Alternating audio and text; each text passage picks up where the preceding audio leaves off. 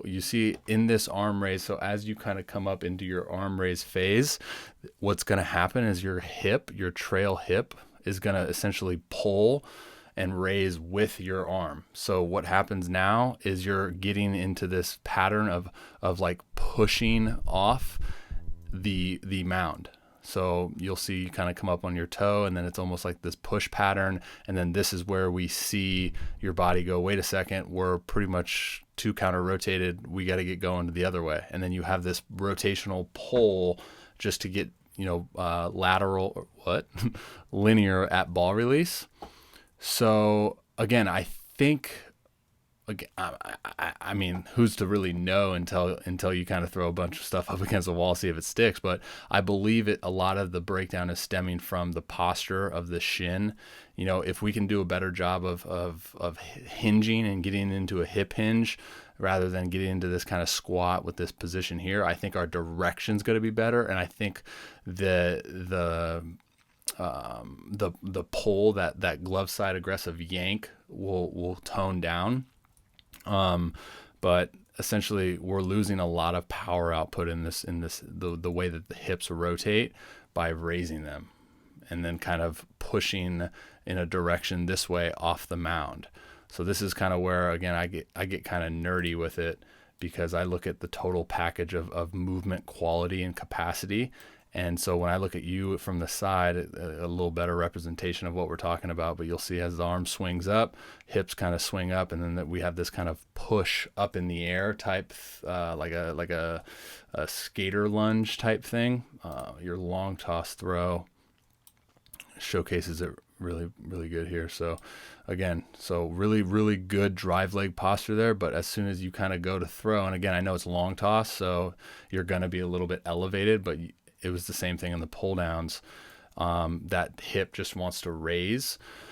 So then that kind of gets me into thinking about the capacity of our hips, right? So like the movement ability. And so when I teach hip movement, I think about like, okay, well, the body's protecting against itself on the mound when we're going at full speed, because if we don't own specific positions and movements, then it's going to not want to get into those patterns, right?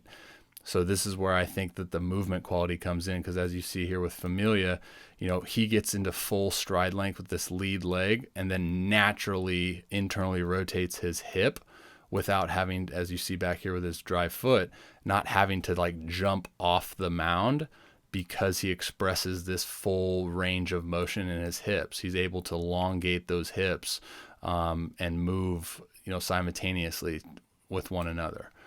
So again, it's not one of those things that's for certain, but I think it's one of the boxes that we have to check, where I think this lead leg and the inability to have full movement capacity of the hips is coming down to touchdown, which is pulling you into internal rotation.